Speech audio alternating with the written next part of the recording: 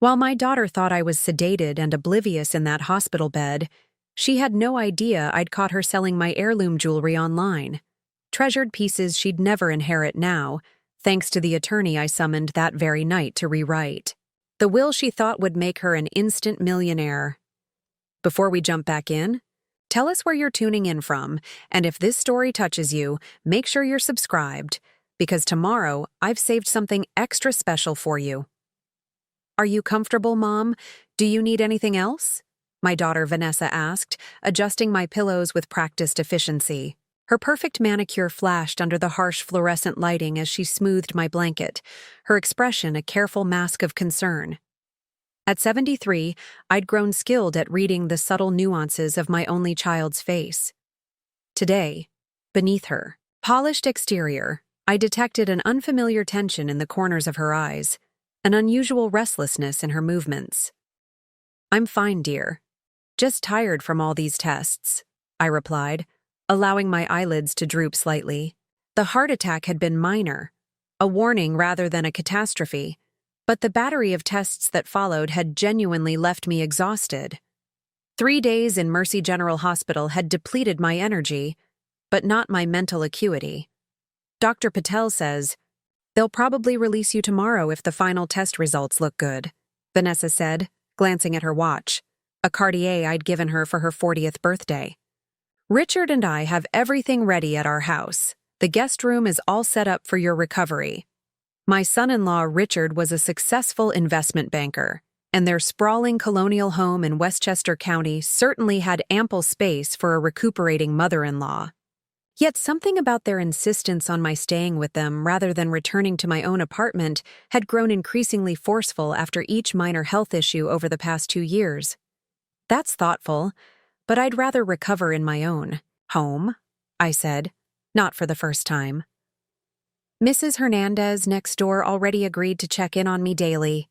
Vanessa's smile tightened. "Mom, your apartment is on the 3rd floor of a building with no elevator. After a heart attack, you can't possibly manage those stairs. Besides, Richard and I will worry constantly if you're alone." I didn't point out that I had managed those same stairs for 15 years without incident, or that the heart event, as my doctor termed it, had been caught early with minimal damage. Arguments with Vanessa inevitably devolved into discussions of my stubbornness and her concern. "We'll discuss it tomorrow with Dr. Patel," I conceded, knowing this temporary retreat would at least postpone the debate. Vanessa nodded, apparently satisfied. "I need to pick up Madison from her piano lesson, but I'll be back this evening with dinner. Hospital food is dreadful." She bent to kiss my forehead, her expensive perfume momentarily overwhelming the antiseptic hospital smell. "Try to rest, Mom. Keep your phone close if you need anything." "I will. Give Maddie my love," I replied, referring to my 16-year-old granddaughter, the one bright spot in my increasingly strained relationship with my daughter's family. After Vanessa departed, I closed my eyes, but not to sleep. Once inseparable, Vanessa and I had grown increasingly distant after she married Richard 20 years ago. While she never explicitly rejected my company or advice, a subtle barrier had formed, a crystalline wall that refracted our interactions, subtly distorting them. Richard's influence was undeniable. An ambitious man from old money, reduced to comfortable circumstances, he had distinct opinions about social standing, appearances, and familial obligations. My background as a college art history professor who had married a kind but financially modest insurance adjuster never quite met his unspoken standards. What Richard and Vanessa didn't know, what almost no one knew, was that my modest circumstances were entirely by choice rather than necessity. My late husband Edward had been prudent with money but not particularly wealthy. The substantial change in our financial situation had come through my own efforts, specifically through my hobby of collecting and selling rare art books and manuscripts, a pursuit that had grown from passionate interest to surprisingly lucrative enterprise over 40 years. What began with a fortuitous $200 purchase of a seemingly unremarkable folio at a church rummage sale later discovered to contain several original sketches by a significant 19th century artist, had evolved into a specialized business with an international clientele. Working from my cluttered home office, I had built a reputation among serious collectors and institutions for finding overlooked treasures and authenticating questionable ones. The financial results of this work resided not in visible luxury, but in carefully managed investment accounts, offshore holdings, and a climate-controlled storage facility housing inventory worth millions. My apartment, with its dated furniture and modest appointments, gave no hint of my actual net worth, approximately $8 million, a figure that would have astonished Vanessa and Richard. My phone chimed with a notification, interrupting my thoughts. I expected a text from Maddie, who often sent me random updates throughout her day. Instead, I found an email notification from LiveBid, an online auction platform I occasionally used for acquiring inventory. Curiously, the notification wasn't for an item I was watching or bidding on, but a confirmation for something being listed. For sale, from my account. I frowned, tapping to open the email. Your item, Edwardian sapphire and diamond brooch, circa 1910, has been successfully listed. Auction ends in 6 days, 23 hours. A cold sensation settled in my chest that had nothing to do with my recent cardiac event. I had no Edwardian brooch in my inventory, nor had I listed anything for sale recently. The only sapphire and diamond brooch fitting that description was part of my personal jewelry collection, specifically a family heirloom passed down from my grandmother, stored in the wall safe hidden behind a painting in my bedroom. With trembling fingers, I navigated to the LiveBid app and logged into my account. There it was, a listing with professionally staged photographs of my grandmother's brooch, starting price $4,800, with detailed descriptions of its provenance and condition. The photos had been taken on the distinctive gray velvet cloth I kept in my jewelry box. Scrolling through the listing, my disbelief morphed into horrified understanding. There were 4 other items listed as well, all pieces from my personal collection, including the Art Deco diamond bracelet Edward had given me on our 25th anniversary, and a pair of pearl earrings I had explicitly promised to Maddie on her 21st birthday. Only 2 people besides myself had the combination to my wall safe: my attorney, Jonathan Wells, and Vanessa, the latter, in case of emergency. A precaution taken after a minor fall 3 years ago had sent me to the emergency room with a broken wrist. The evidence was irrefutable. Vanessa had entered my apartment while I was hospitalized, opened my safe, photographed my jewelry, and listed the pieces for sale, all without my knowledge or consent, using my own auction account. My initial shock gave way to a deeper, more painful realization. This betrayal suggested something far more troubling than a simple unauthorized sale. It indicated that Vanessa viewed my possessions as already effectively hers, items she could dispose of according to her judgment while I was temporarily incapacitated. The implications for how she viewed me, not as an autonomous individual, but as a declining asset to be managed, were devastating. What else had she taken, sold, or planned to manage without my knowledge? Was this opportunistic exploitation, or part of a more systematic approach to gradually assuming control of my affairs? Most disturbingly, was the insistence that I recover at her home, partly motivated by a desire to further inventory and liquidate my possessions? As these questions swirled, I became aware of a peculiar sensation, not anger, though that was certainly present, but a clarifying resolve. For years I had maintained the fiction of modest means, partly out of habit, partly from a desire not to change the dynamics with my daughter and her status-conscious husband. That careful concealment had not preserved our relationship, but instead created a vacuum of misperception that Vanessa had filled with her own assumptions that apparently justified taking what wasn't hers. My phone rang, interrupting this painful revelation. The screen showed Madison's name and her smiling face, a selfie we had taken together at her 16th birthday celebration 3 months ago. "Grandma," Mom said, "you're coming to stay with us when you get out of the hospital. I'm cleaning out the closet in the guest room to make space for your things," my granddaughter's enthusiastic voice announced without preamble. Despite everything, Maddie's genuine warmth brought a smile to my face. "That's very thoughtful, sweetheart. How was piano?" "Ms. Abernathy says I'm ready for the Chopin piece I wanted to play at the recital." "Oh, and I wanted to ask, can I borrow your pearl earrings for it? The ones you showed me last time I visited? They would be perfect with the dress Mom and I picked out." The innocent request sent another wave of cold through me. "The pearls? I'll have to see where they are, Maddie." "No rush. The recital's not until next month." "Is everything okay, Grandma? You sound weird." Perceptive child. Even over the phone, she detected the strain in my voice that I had thought well disguised. "Just tired from all the tests, dear. And hospital beds aren't exactly comfortable. Mom's on her way back to bring you dinner. She's getting that soup you like from Marcello's." "That's lovely," I replied, wondering how to reconcile this thoughtful gesture with the betrayal revealed on my phone screen. "Madison, could you do me a favor? Would you ask your mother to bring my reading glasses case from my apartment? It should be on my bedside table." "Sure, I'll text her right now." After finishing the call with Maddie, I immediately dialed another number, one I hadn't called in months but had nonetheless memorized. "Wells and Associates, how may I direct your call?" answered the receptionist. "Jonathan Wells, please."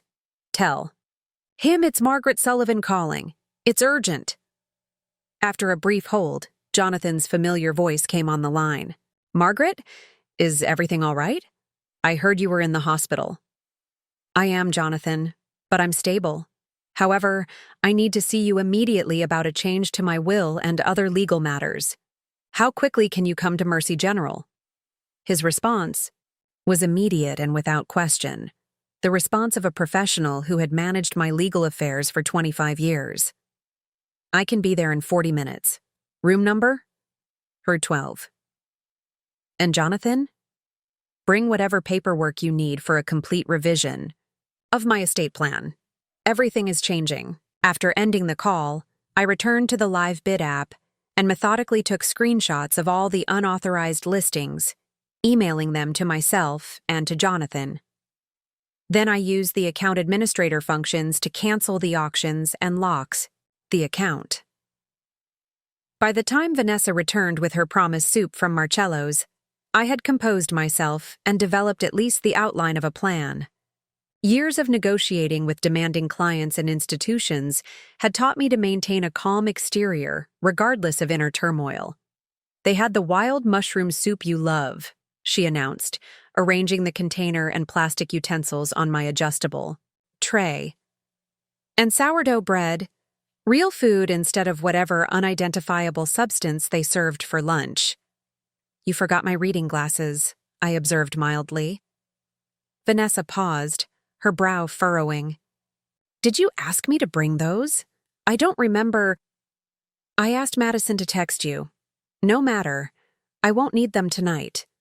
She seemed ready to defend herself further, but instead focused on opening the soup container. "How are you feeling? Any word from the doctors this afternoon?" Dr. Patel stopped by. "The latest tests look good. She's still planning to discharge me tomorrow." I took a spoonful of soup, which under normal circumstances would have been delicious. Now it tasted like nothing. "Have you been to my apartment since I've been here?" The question was casual, conversational. Yet I saw the momentary tension in her shoulders before she responded with practiced ease. "Just to get your toiletries and nightgown that first night." "Why? Do you need something else?" The lie was as smooth as it was complete. I took another spoonful of soup, maintaining eye contact. "No particular reason. Mrs. Hernandez mentioned seeing someone she thought was you there yesterday." "Mrs. Hernandez? Must be confused. I've been swamped with Madison school events and visiting you here. I haven't had time to stop by again." Vanessa checked her watch. Speaking of Madison, I should get home for dinner with her and Richard. Will you be okay? Alone tonight? The nurse said your vitals have been stable all day. I'll be fine, I assured her. In fact, an old colleague is stopping by later to discuss a book I was authenticating before this happened. Shop talk will be a welcome distraction. Mom, you're supposed to be resting, not working, Vanessa admonished, though without real conviction. My work had always been a mysterious and somewhat insignificant hobby in her estimation. After she left with another forehead kiss and promised to return in the morning, I checked the time. 20 minutes until Jonathan would arrive. 20 minutes to process the profound shift in my understanding of my only child and what it meant for my future plans. The grief was unexpected in its intensity, not just for the betrayal itself, but for what it revealed about the relationship I thought we had. Had I contributed to this situation by maintaining the facade of modest means? Had my privacy about financial matters somehow implied vulnerability or dependency that invited exploitation? These questions had no simple answers, but one thing was becoming increasingly clear. Transparency, not continued secrecy, was the path forward. It was time for Vanessa and everyone else in my life to see me as I actually was, not a declining, elderly mother to be managed, but Margaret Sullivan, successful businesswoman and self-made millionaire who had quietly built an empire from a church rummage sale find. When Jonathan entered my hospital room 10 minutes later, briefcase in hand, his expression conveyed professional concern without unnecessary sentiment. Exactly what I needed. Margaret? He greeted me with a nod. You're looking better than I expected, given the circumstances. The heart attack was minor. The family situation is the emergency, I replied, gesturing to the chair beside my bed. What I'm about to tell you requires complete confidentiality and immediate action. For the next 30 minutes, I detailed everything. The unauthorized jewelry listings, my suspicions about Vanessa's intentions regarding my care and autonomy, and my decision to completely restructure my estate plan. Jonathan listened without interruption, taking occasional notes. When I finished, his response was measured but decisive. We can execute a new will tonight. I brought the necessary documentation. As for the unauthorized sale attempt, that presents both legal and personal complexities. Would you like to pursue legal action against your daughter? The question struck at the heart of my emotional conflict. Not at this point. I want the changes to my estate plan to speak for themselves when the time comes, but I do want to secure my assets immediately. Understood. Let's start with the will revision, then discuss protective measures for your finances and property. Hospital machines beeped softly in the background, and night settled outside my window. Jonathan and I methodically reconstructed my legacy. The new will would include specific provisions for Madison's education and well-being, protective trusts for certain family heirlooms, substantial charitable donations to arts education programs, and a significantly reduced inheritance for Vanessa. Not eliminated entirely, but reduced to an amount that would neither harm nor particularly help her current lifestyle.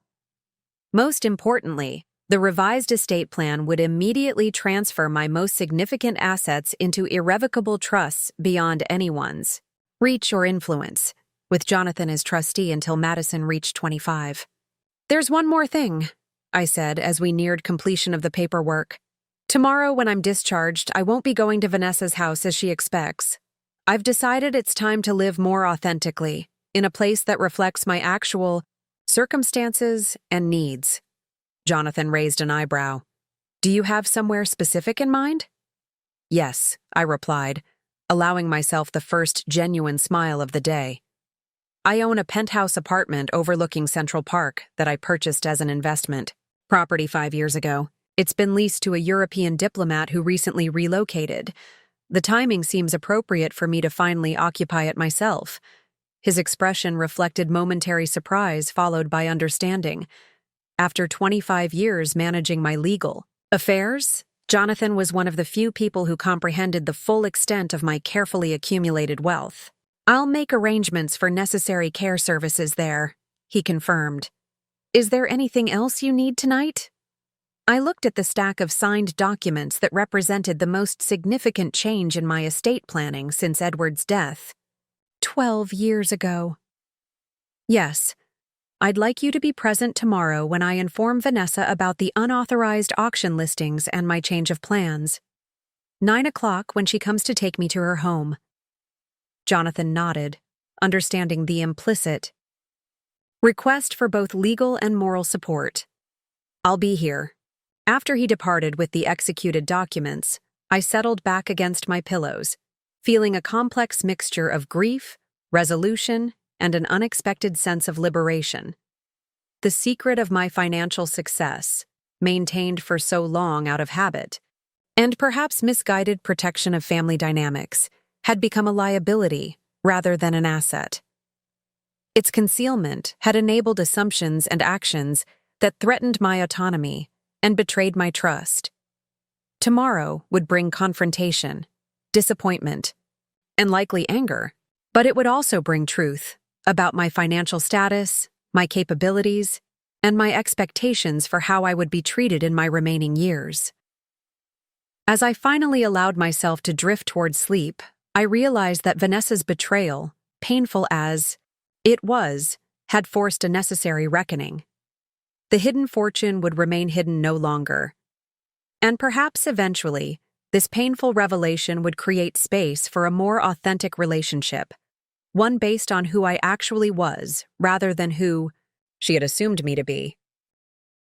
The brooch that had triggered this upheaval had been a gift from my grandmother on my 16th birthday, accompanied by words I had never forgotten.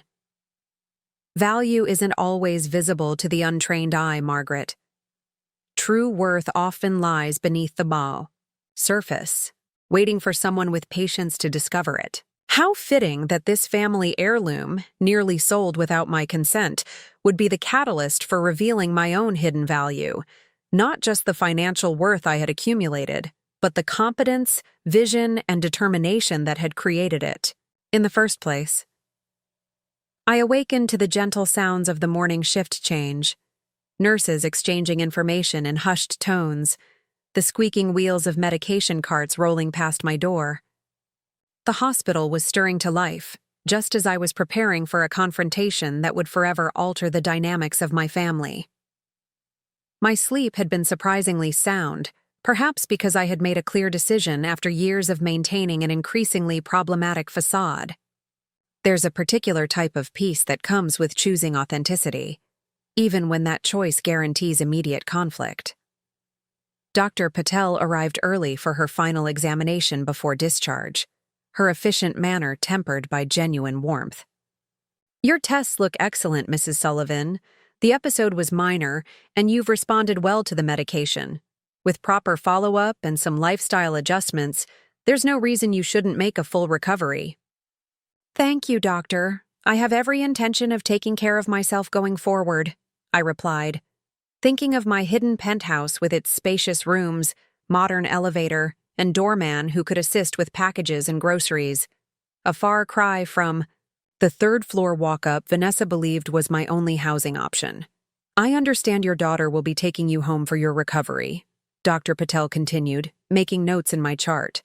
"Family support is important after a cardiac event." "My arrangements have changed slightly," I responded. "I'll be recovering at my own residence with professional assistance." She looked up, mild surprise evident in her expression. "I see. Well, as long as you're not alone for the first few days, that should be fine. I'll update your discharge notes." Accordingly, after Dr. Patel left, I contacted Jonathan to confirm our meeting time. He had already arrived and was waiting in the hospital cafe. Everything was in place for the confrontation I had never wanted, but now recognized as necessary. At precisely 8:55, a light knock sounded on my partially open door. Vanessa entered, wearing a cashmere sweater and tailored slacks, her hair freshly styled, carrying a small overnight bag that presumably contained clothes for my discharge. Good morning, Mom. Ready for your prison break? She asked with practiced cheerfulness.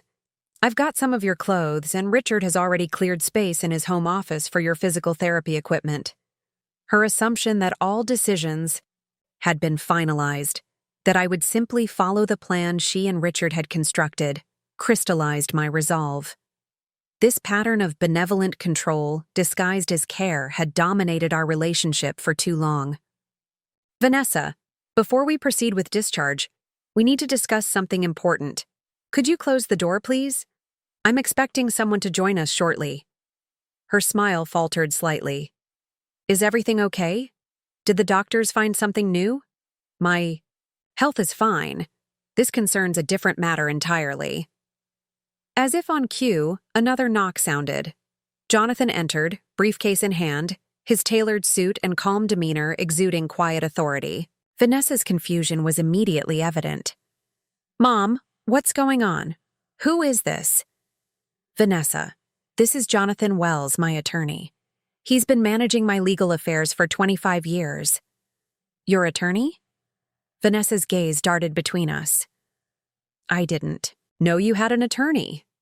Is this about advance directives or something? Richard and I already discussed getting those updated for you next week. The presumption that they would update my legal documents without consultation was yet another example of how thoroughly they had assumed control of my affairs. No, Vanessa. This is about several unauthorized actions you've taken while I've been hospitalized. I kept my voice steady, reaching for my phone on the bedside table. Specifically, these actions. I turned the screen toward her, showing the screenshot of my grandmother's brooch listing on live bid. Her face went instantly pale, then flushed with color. For several seconds, she said nothing, her carefully constructed composure visibly crumbling. I can explain, she finally managed. I was only trying to help organize your affairs. Those pieces were just sitting in your safe, and with the medical bills coming. There are no significant medical bills, Vanessa. I have excellent insurance coverage. I scrolled to show the other jewelry listings. You removed these items from my safe without permission, photographed them, and listed them for sale using my personal account. Items that include the pearl earrings promised to Madison for her 21st birthday. Her eyes widened slightly at this last detail. She hadn't known about my promise to her daughter. It wasn't like that, she protested, regaining some composure. I was concerned about your finances after this health scare. Those pieces were just gathering dust, and liquidating some assets seemed prudent given your situation. My situation? I repeated quietly. And what exactly do you understand about my situation, Vanessa? She glanced uncomfortably at Jonathan, clearly wishing this conversation was happening privately. Mom, your retirement income is limited. You're living in a third-floor walk-up with no elevator. You have ongoing medical needs. I was trying to create some financial flexibility for your care. By selling my jewelry without my knowledge or consent? Using my own auction account? I was going to tell you once you were feeling better, she insisted, a note of defensiveness entering her voice. It wasn't stealing. I was helping manage assets that will eventually come to me anyway.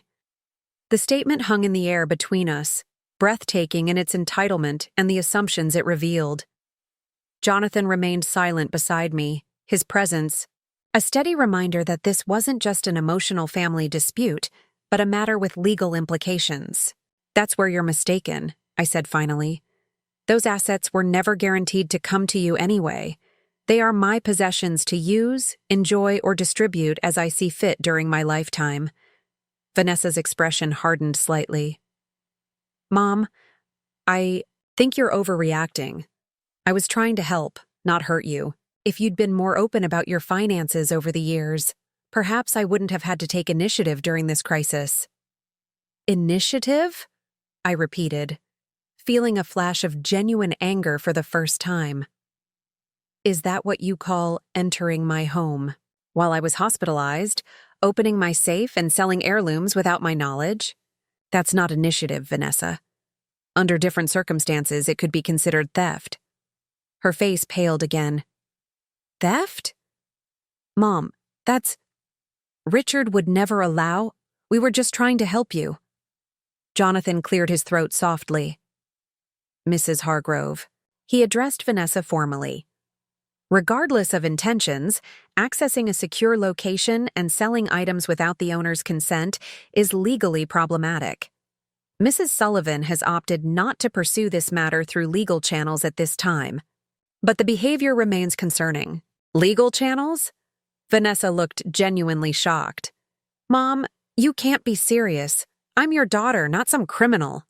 Everything I've done has been with your best interests at heart. Perhaps, I conceded, but according to your perception of my interests, not my actual needs or wishes, that's what we need to address today. I nodded to Jonathan, who opened his briefcase and removed a folder. There are several matters to clarify regarding your mother's situation, he began in his measured professional tone. First, Mrs. Sullivan is not in the precarious financial position you seem to believe. Vanessa's brow furrowed. What does that mean? I've seen her account statements when helping with her taxes. She lives on her retirement benefits and Edward's pension. Those represent only a small portion of your mother's assets, Jonathan explained, removing a document from his folder. Mrs. Sullivan is the sole owner of Sullivan Rare Books and Manuscripts, a privately held company with substantial holdings and an international clientele. He placed the company's latest financial statement on the adjustable table between us. The bottom line figure, reflecting inventory, accounts, and investment holdings, showed a valuation of just over $7.8 million. Vanessa stared at the document, incomprehension giving way to disbelief. This can't be right, she whispered, looking up at me. Mom? It's entirely accurate, I confirmed. What you viewed as a hobby has actually been a successful business for over 30 years. I've maintained separate accounts for my business and personal finances, which is why you've only seen the latter when helping with my personal taxes. But your apartment? Your lifestyle? Vanessa gestured vaguely, struggling to reconcile this information with her long-held perceptions. We're choices, not necessities, I completed her thought. I've always valued privacy in financial matters and preferred to live simply, despite having the means for greater luxury. But why wouldn't you tell me? Her voice held genuine bewilderment now. All these years, struggling to help you with what we thought were limited resources, worrying about your retirement, your health costs. Why keep this secret from your own daughter? It was a fair question, one I had anticipated and considered carefully. Initially, it was simply habit, the privacy about financial matters that was common for women of my generation. Later, as your lifestyle with Richard became more focused on appearances and status, I worried that knowledge of my resources might change our relationship in ways I wasn't prepared for. Vanessa flinched slightly at the reference to her and Richard's values. So instead, you let us believe you were barely getting by? Let us worry about you? Plan for how to care for you with limited means? I never claimed to be struggling, I pointed out gently. You and Richard made assumptions based on what you could see, and I allowed those assumptions to stand uncorrected. Jonathan handed Vanessa another document, the deed to my penthouse apartment. Additionally, Mrs. Sullivan owns this property on Central Park West, purchased 5 years ago as an investment. It has recently become available as her personal residence. Vanessa stared at the address and property details, her expression a complex mixture of confusion, disbelief, and the beginning edges of what looked like hurt. 5 years ago? You bought a multi-million-dollar apartment while continuing to climb those stairs to your walk-up? The timing wasn't right to make changes then, I explained. The property was an excellent investment opportunity, and I leased it to a diplomatic family until recently. So all those times Richard and I worried about you alone in that apartment. All our concern about those stairs? It was unnecessary? You had options you simply chose not to use? I could hear the edge of anger creeping into her voice, not just about the hidden resources, but about what she clearly felt was deception that had caused needless worry. This was the delicate balance I needed to address, acknowledging her genuine concern while asserting my right to privacy. Your concern was real and appreciated, Vanessa, but it often crossed the line into management of my affairs without sufficient cause. I maintained my independence because it mattered to me, not to worry or mislead you. And now? She asked, gesturing to the papers before her. Why reveal all this now? Because I tried to help by selling some old jewelry? Because you made decisions about my possessions without my consent, I corrected gently, which raised serious concerns about how you view my autonomy. And because my health event, minor as it was, highlighted the need for clarity about my circumstances and wishes going forward. Jonathan produced the final document, a summary of changes to my will and estate plan. Last night, Mrs. Sullivan executed a revised estate plan that reflects her current wishes, he explained in his neutral, professional tone. The most significant changes include the establishment of an educational trust for Madison, specific provisions for family heirlooms, and charitable donations to arts education programs. He didn't explicitly mention the significant reduction in Vanessa's inheritance, but the implication was clear from the summary figures. Her portion had been reduced from nearly 80% of my estate to approximately 25%, still a substantial sum, but dramatically less than she would have received under the previous arrangement. Vanessa's face had gone very still as she scanned the document. You changed your will because of this misunderstanding? Punishing me for trying to help? Not punishing, Vanessa. Protecting my assets and ensuring they're distributed according to my wishes, not assumptions or expectations.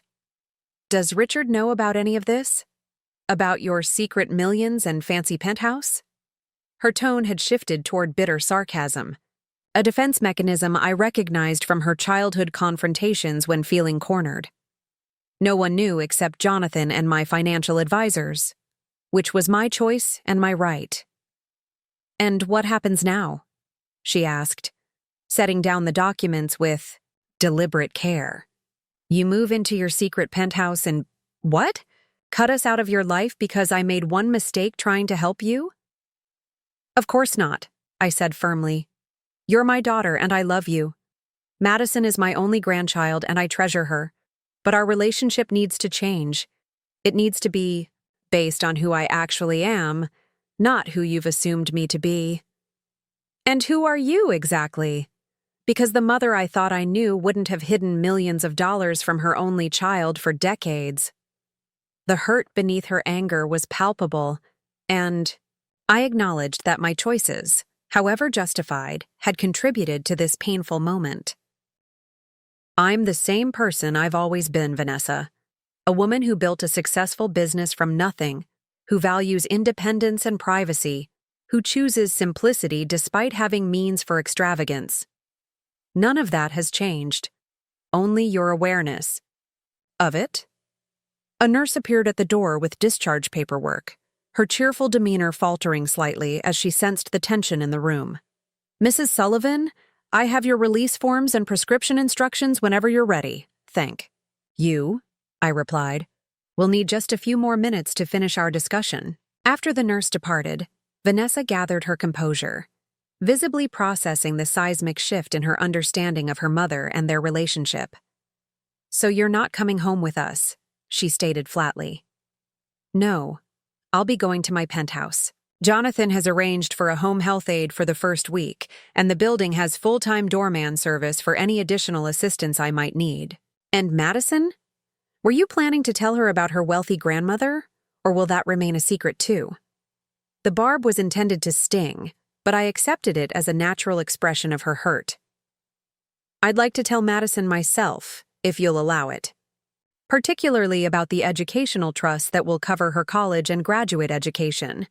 She should know those opportunities are secured. Something shifted in Vanessa's expression at the mention of Madison's education. A softening, a reluctant acknowledgement that at least some of my financial decisions would directly benefit her daughter. It was the first hint that reconciliation might eventually be possible, though certainly not immediate.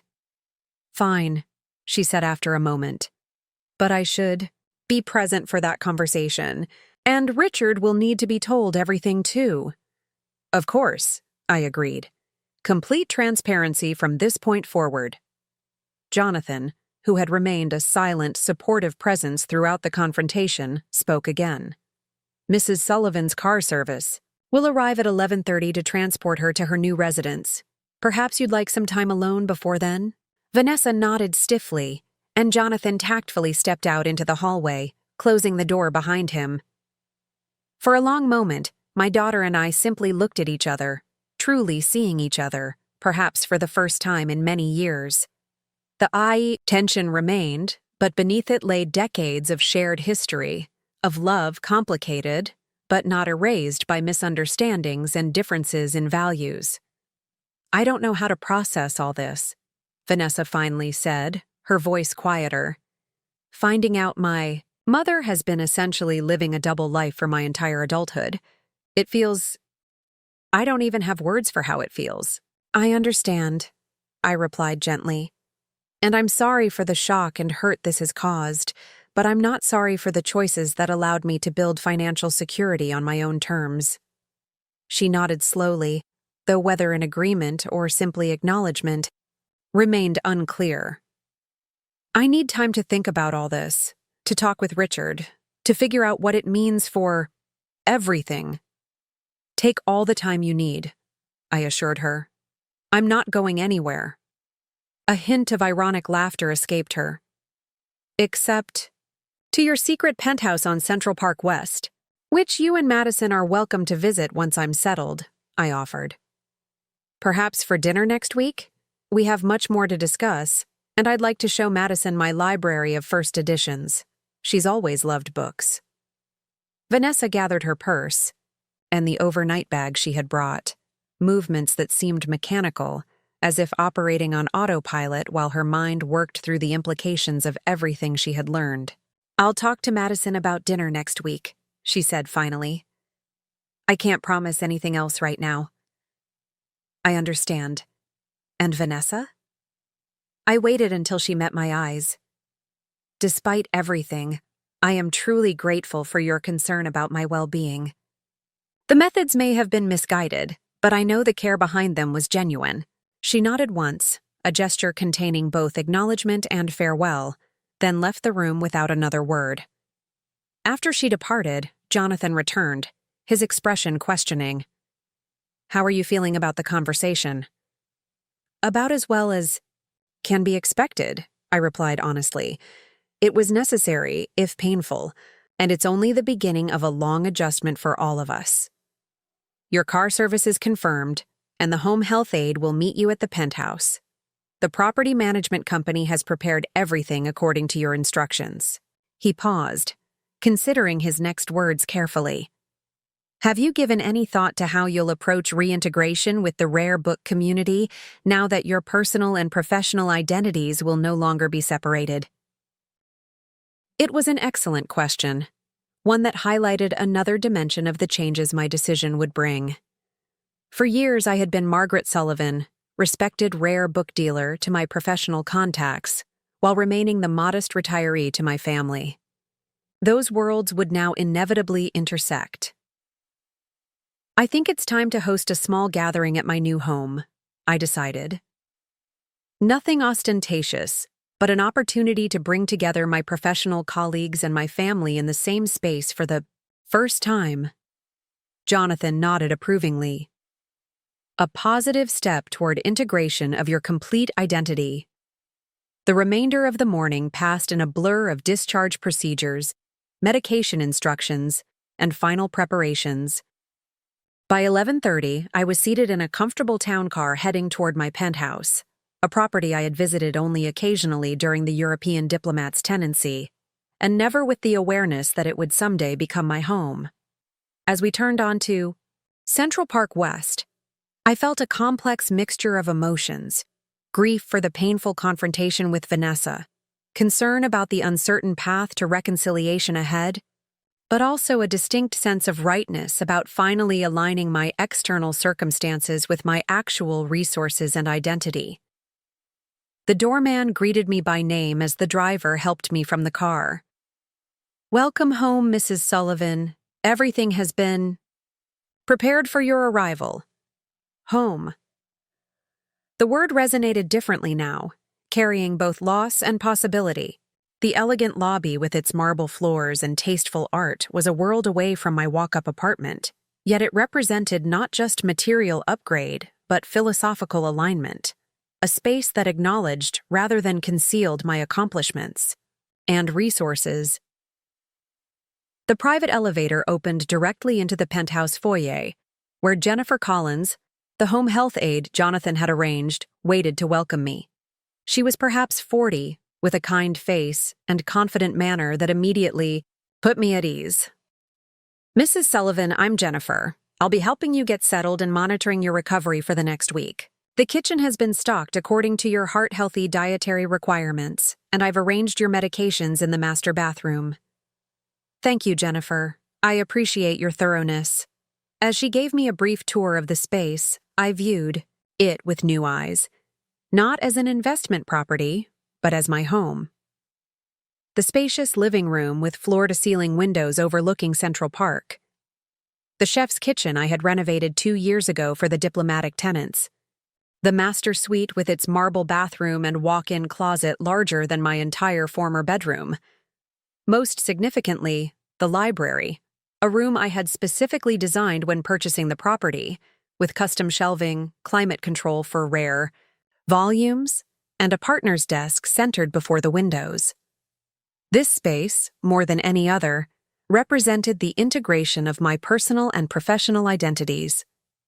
"Your office equipment has been set up according to the specifications Mr. Wells provided," Jennifer explained, gesturing to the computer, scanner, and specialized photography equipment arranged on the desk. "And the secure delivery from your storage facility is scheduled for tomorrow morning." The secure delivery would bring select inventory from my climate-controlled warehouse, valuable books and manuscripts that would now be maintained in my home office rather than kept separate from my living space, another boundary between my compartmentalized identities dissolving.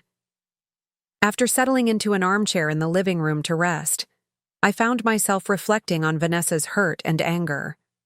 While I maintained that my financial privacy had been my right, I could acknowledge that its abrupt revelation had been jarring. Perhaps there had been opportunities over the years for more gradual disclosure that I had missed or avoided, contributing to today's painful confrontation. Yet the unauthorized sale attempt had forced the issue in ways that couldn't be ignored. The brooch that had triggered this cascade of revelations, the piece my grandmother had given me with those prescient words about hidden value, had become the catalyst for reclaiming my complete identity after decades of compartmentalization.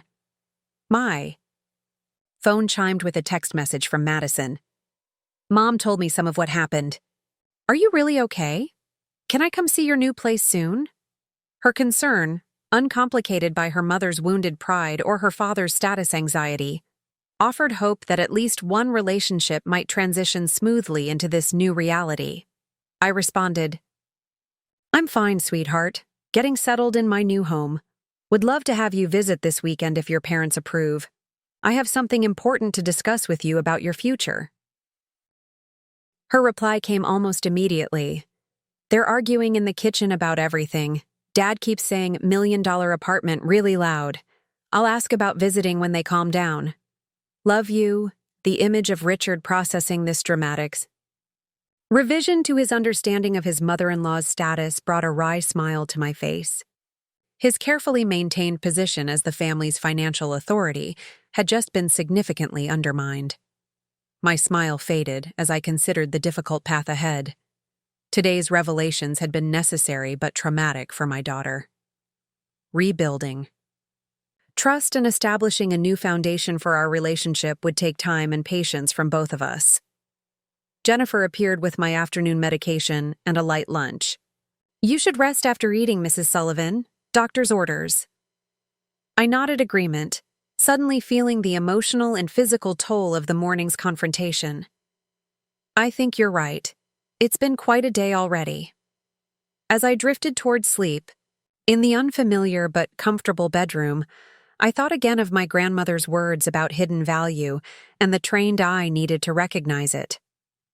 For too long, I had allowed those closest to me to miss the full measure of who I was. Not just my financial resources, but the business acumen, determination, and independence that had created them. That era of compartmentalized identity had ended today. Whatever challenges lay ahead in reconciling with Vanessa and integrating my personal and professional worlds, I would face them as my complete self. Margaret Sullivan, successful businesswoman, loving mother and grandmother, and woman of independent means and mind. The jewelry that Vanessa had attempted to sell would remain safely in my possession, not hidden away in a safe, but displayed and worn as befitted pieces meant to be enjoyed during my lifetime and eventually passed to those who would value them properly. The pearl earrings would still go to Madison as promised, but with a clearer understanding of their significance and the grandmother who had preserved them for her. My last thought before sleep claimed me was not of the confrontation or the painful adjustments still to come, but of the dinner I would host next week. The first gathering in my home that would include both family and professional colleagues, a symbolic integration of the worlds I had kept separate for too long. It would be challenging, undoubtedly uncomfortable at moments, but ultimately necessary, just like today's difficult truth-telling had been. The path forward was uncertain but clear. No more hidden fortunes, no more compartmentalized identities, no more allowing misperceptions to shape my most important relationships. Just authentic living for whatever time remained in my 73 years. Starting now. 3 days into my new life at the penthouse, I stood by the floor-to-ceiling windows, watching morning light illuminate Central Park. Spring was asserting itself in patches of green amid the winter-bare trees. From 12 stories up, the view provided both perspective and metaphor, life continuing its cycles below while I embarked on a significant personal transformation above. Jennifer, the home health aide, moved quietly in the kitchen, preparing my heart-healthy breakfast. Her presence had proven more valuable than anticipated, not just for monitoring my medical recovery, but for easing the transition to a new living space. When you've spent 15 years in the same apartment, even favorable, changes require adjustment. My phone chimed with a text from Madison. "Grandma, I can visit tomorrow after school?" Dad said it's okay as long as I'm back for dinner. Mom didn't say anything, but she didn't say no either. Progress? I smiled at my granddaughter's perceptiveness. At 16, Madison had already developed a nuanced understanding of her parents' relationship dynamics. Her message confirmed what I had suspected. Richard's initial shock was evolving into pragmatic acceptance of my financial status, while Vanessa's hurt remained deeper and more complex. "Wonderful news," I texted back. "I'll send a car for you after school. There's someone I'd like you to meet while you're here." That someone was Catherine Winters, a former curator at the Morgan Library who had become one of my most trusted associates in the rare book world. She had called yesterday, concerned after hearing about my hospitalization through our professional network. When I explained the significant changes in my living situation and the integration of my personal and professional lives, she had immediately offered to help with the transition. "I'll bring tea and discretion," she had promised. And perhaps that Austen first edition you've been seeking for the Pemberton collection. Catherine understood better than most the delicate balance I was attempting to establish, maintaining valued professional relationships while fundamentally altering how I presented myself to both family and colleagues. The compartmentalization that had defined my life for decades was dissolving, requiring careful navigation of newly intersecting social circles. Jennifer appeared with my morning medication and a breakfast of oatmeal with fresh berries. "Your delivery from the storage facility will arrive at 10, she reminded me. Do you need help arranging the books when they arrive? No, but thank you. Catherine will assist this afternoon. These volumes require specialized handling. The delivery represented another significant step in my transition, bringing select inventory from my climate-controlled warehouse to my home office. Books and manuscripts valued at nearly $1.2 million would now reside in my personal library, rather than being kept separate from my living space. The custom shelving and environmental controls I had installed years ago would finally serve their intended purpose. After breakfast, I contacted Jonathan for updates on the financial restructuring we had implemented. The rapid dissolution of my carefully constructed separate worlds required equally rapid reorganization of accounts, business registrations, and tax structures. Everything is proceeding smoothly, he assured me. The business address change has been filed, banking transfers completed, and the irrevocable trust for Madison is fully established. The trustees have acknowledged their fiduciary responsibilities. And the old apartment? I asked. The real estate agent has listed it. Given the location and current market, she anticipates multiple offers within the week. He paused before adding, Have you spoken with Vanessa since the hospital? No, I admitted. Only text exchanges regarding Madison's visit tomorrow. Richard seems to be adjusting to the new reality more quickly than she is. Understandable. Financial revelations often affect family dynamics in complex ways. Some people find wealth more difficult to forgive than poverty. His observation was perceptive. Richard's apparent acceptance likely stemmed from the straightforward impact to his worldview. His mother-in-law wasn't the financial burden he had anticipated, but rather a potential asset to family resources. Vanessa's reaction was more complicated, colored by feelings of deception and questions about trust that transcended mere financial considerations. At precisely 10 o'clock, the building's concierge called to announce the arrival of the secure delivery.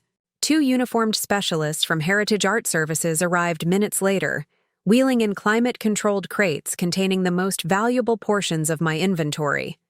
First editions, signed manuscripts, and rare folios that represented the pinnacle of my collection and the core of my business.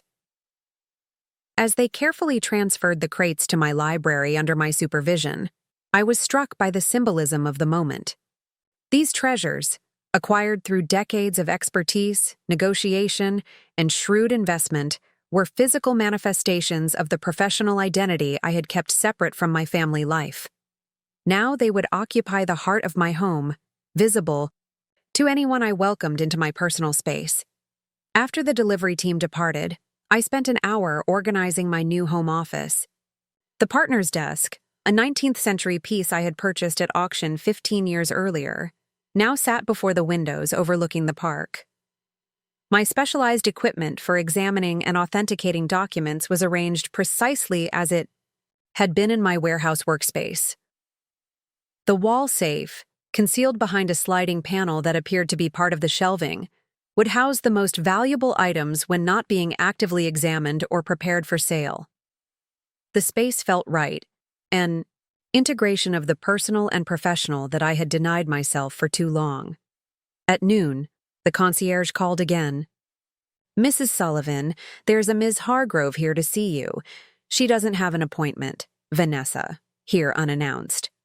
The surprise was sufficient that I momentarily hesitated before responding. Please send her up. I quickly assessed my appearance.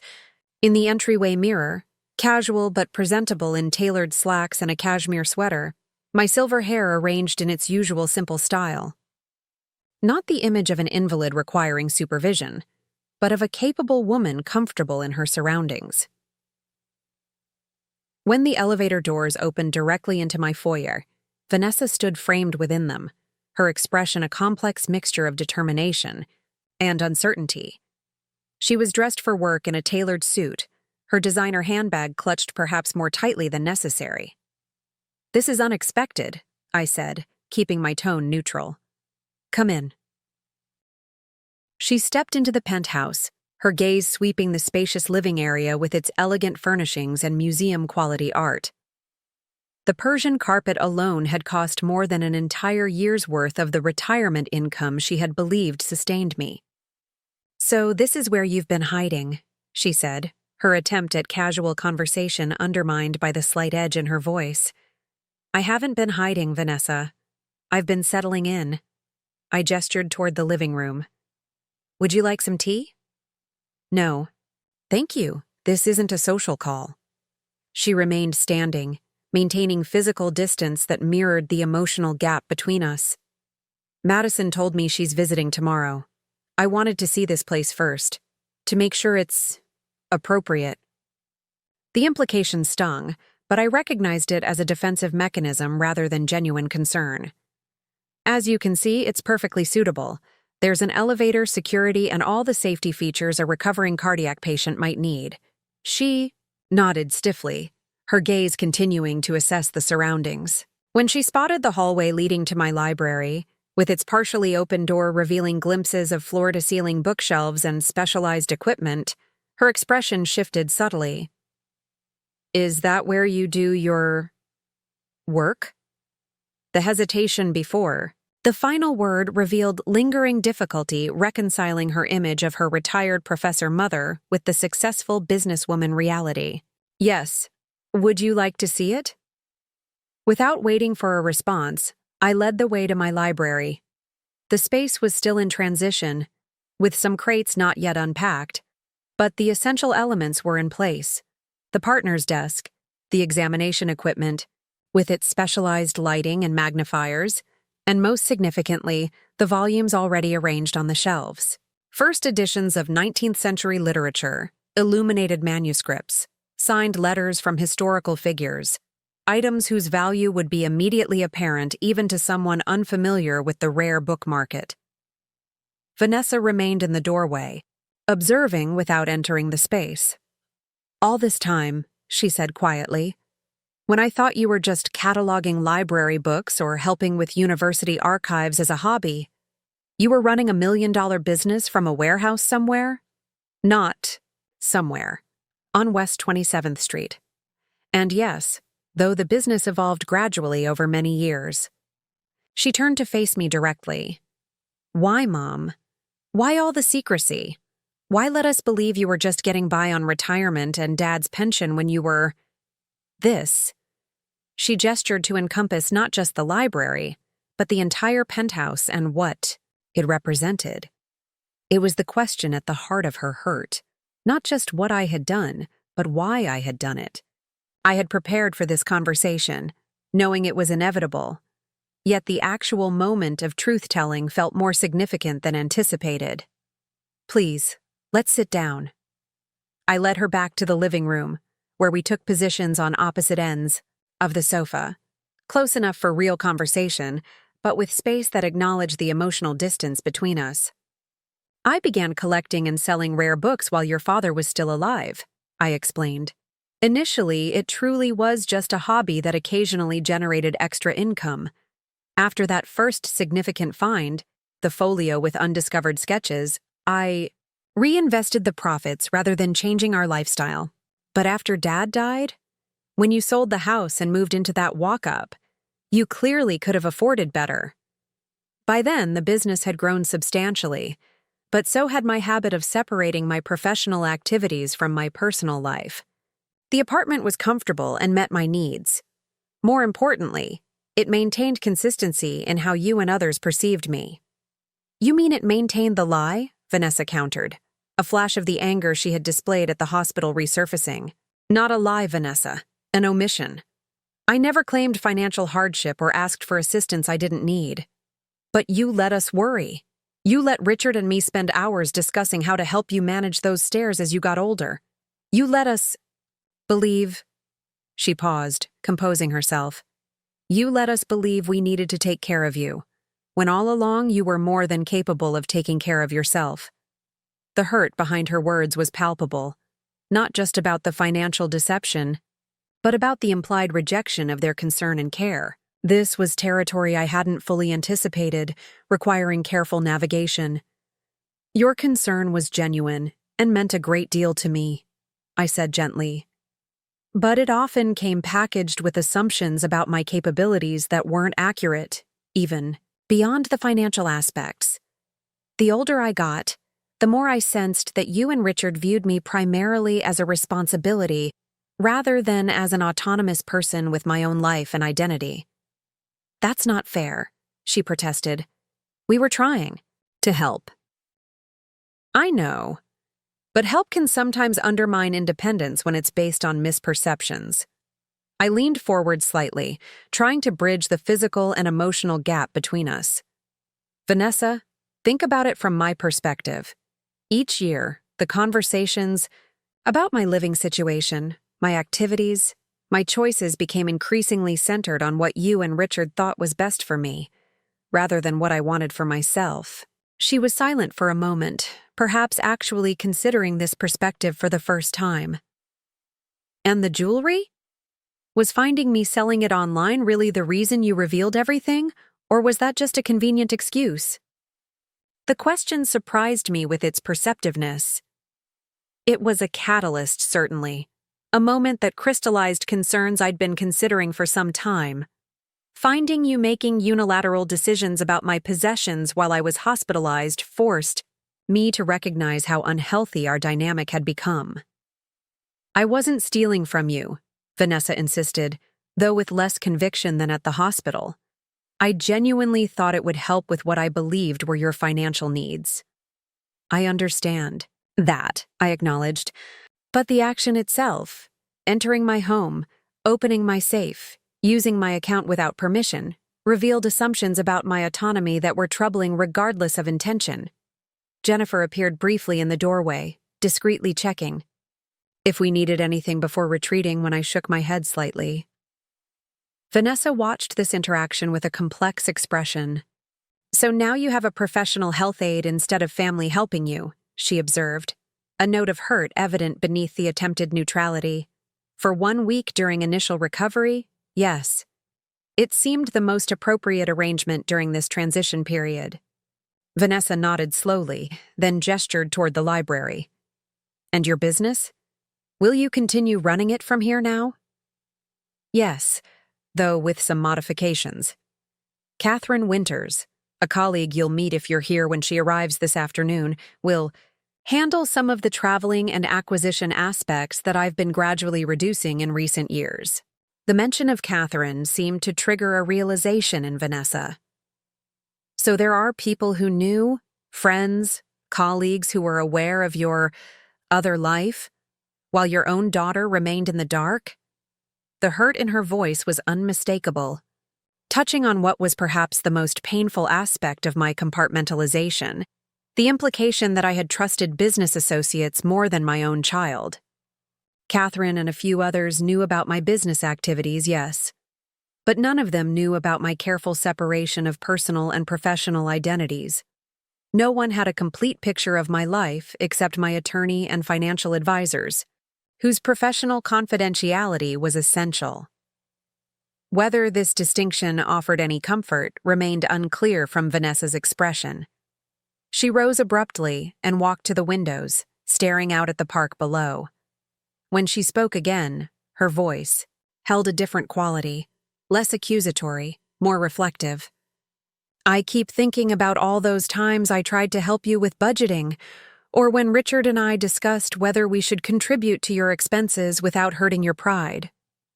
All those conversations seem so patronizing now, knowing what I know. They weren't intended that way, I offered gently.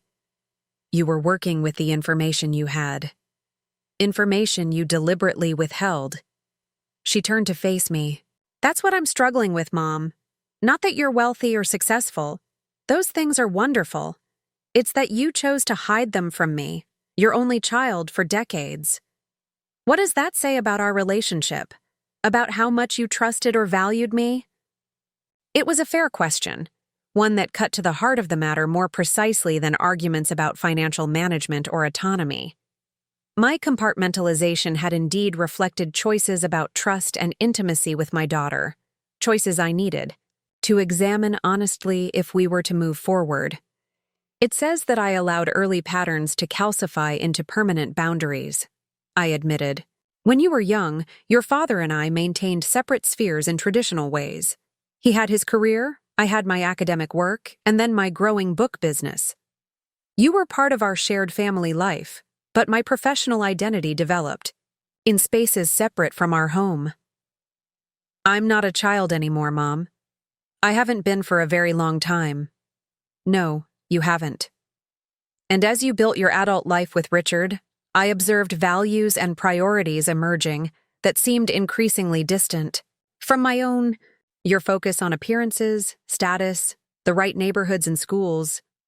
These weren't wrong, just different from my approach to life. So you kept your success hidden because you disapproved of my lifestyle? Her tone sharpened again. Not disapproved, no, but I worried that knowledge of my financial status might alter our relationship in ways that would emphasize those differences rather than our connection as mother and daughter. I paused, considering whether to voice the thought that had just crystallized. And perhaps I feared being judged by the very values I had chosen not to prioritize in my own life. This admission, that my secrecy might have stemmed partly from my own insecurities rather than just protective instincts, seemed to reach Vanessa in a way my previous explanations hadn't. She returned to the sofa, sitting slightly closer than before. I wouldn't have judged you, she said quietly. I might have been surprised, even shocked initially. But I would have been proud of your success, Mom. I hope that's still possible, I replied, allowing vulnerability to show in my expression. Because while I regret the hurt my choices have caused, I am proud of what I've built. I'd like to share that with you and Madison properly now. A moment of connection flickered between, as fragile but genuine. Then Vanessa glanced at her watch, the gesture signaling a retreat to safer emotional territory. I should get back to the office. I told them I had a family matter to address. She stood, smoothing her skirt with practiced precision. Madison will be here after school tomorrow. What time should I expect her home for dinner? I've arranged a car for her at 3. We should be finished by 6, if that works with your schedule. She nodded, then hesitated as if weighing whether to say more. Finally, she asked, What will you tell her? About the change in your will and everything else? The truth, that I've established an educational trust that will cover her college and graduate studies if she chooses to pursue them. That I want her to know her grandmother more fully than has been possible before. I met Vanessa's gaze directly. I won't speak negatively about you or Richard, if that's your concern. This isn't about creating division, but about establishing more authentic connections. She's 16, Mom. Finding out her grandmother is secretly wealthy while her parents have been saving every month for her college fund, that will create its own impact regardless of your intentions. There was truth in this observation. Madison's perception of her family dynamics would inevitably shift with this new information. I'll be sensitive to that, I promised. And I'll emphasize that her parents' efforts reflect their love and responsibility, values that remain important regardless of my financial contribution. Vanessa seemed partially satisfied with this response. As I walked her to the elevator, she paused for a final question that revealed lingering hurt beneath her composed exterior. Do you regret any of it? The secrecy? The separate lives all these years? The question deserved careful consideration rather than a reflexive response. I regret the distance it created between us, I said finally, and I regret not finding a middle path that could have preserved my privacy without requiring such complete compartmentalization, but I don't regret the independence it afforded me or the business I built. She nodded once, a gesture containing both acknowledgement and unresolved emotion, then stepped into the waiting elevator. As the doors closed between us, I was struck by how much remained unsaid despite our conversation. Layers of hurt, misunderstanding, and adjustment that would require many more discussions to fully address. When Catherine arrived 2 hours later, bringing the promised tea and the Austen First Edition, she found me cataloging newly arrived inventory in the library. "Impressive space," she observed, surveying the organized chaos of my transition. "Much more suitable than that warehouse office with its temperamental heating system. How does it feel having everything under one roof after all these years?" "Simultaneously strange and right," I replied, accepting the tea she offered. "Like wearing clothes that fit perfectly, but in a style you're not accustomed to. And the family situation. Any progress there?" "Some. Vanessa visited unexpectedly today. The conversation was difficult but necessary." Catherine nodded, understanding. Unlike most of my professional associates, she had experienced a similar midlife reassessment that had led her from a prestigious curatorial position to independent consulting. She understood the challenges of reinvention and integration. "These transitions are rarely smooth," she observed, "especially when they involve dismantling barriers we've maintained for decades. People become invested in their perception of us, particularly family." "That's exactly it," I agreed, relieved to have my complex emotions understood without extensive explanation. "Vanessa feels betrayed not just by my financial secrecy, but by the revelation that the mother she thought she knew was, in some ways, a construction rather than my complete self. And yet that construction wasn't false," Catherine pointed out, examining a leather-bound volume with practiced care. "It was simply incomplete. The mother she knew was real, just not the entirety of who you are." This perspective offered valuable reframing of the situation. My compartmentalization hadn't created a false identity, but rather restricted how much of my authentic self I had allowed to be visible in various contexts. The person Vanessa knew, her mother, Madison's grandmother, the retired professor, was genuine, if incomplete. As Catherine and I spent the afternoon organizing inventory and discussing upcoming acquisitions, I found myself appreciating the ease of this integrated approach to my life. No more rushed transitions between personal and professional spaces. No more careful filtering of conversations to avoid revealing connections between separate worlds. Just the straightforward engagement with all aspects of my identity simultaneously. By evening, after Catherine had departed with plans to return the following week, I found myself contemplating Madison's upcoming visit with a mixture of anticipation and concern. Unlike her mother, whose perception of me had been shaped by decades of adult interaction, Madison was still forming her understanding of her grandmother. The revelations about my financial status and professional achievements would undoubtedly surprise her, but without the same weight of perceived deception that complicated Vanessa's reaction. Selected several items from my collection that might interest a literature-loving 16-year-old. A first edition of Little Women, with beautifully preserved color plates, letters between T.S. Eliot and his publisher discussing the waste, land, and, most significantly, a small leather-bound volume of poetry from the 1850s with the original owner's annotations in the margins. These would serve as tangible introductions to my professional world, bridges between the grandmother she had always known and the book dealer she was about to meet.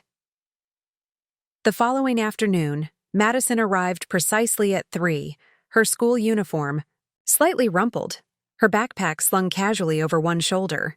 The doorman had escorted her up in the elevator, and her expression as she stepped into the penthouse was one of wide-eyed amazement. "Grandma, this place is incredible," she exclaimed, dropping her backpack and spinning slowly to take in the spacious living area. "Mom didn't say it was this amazing. You can see the whole park." Her unfiltered enthusiasm was refreshing after the careful navigation of adult emotions that had dominated my recent days.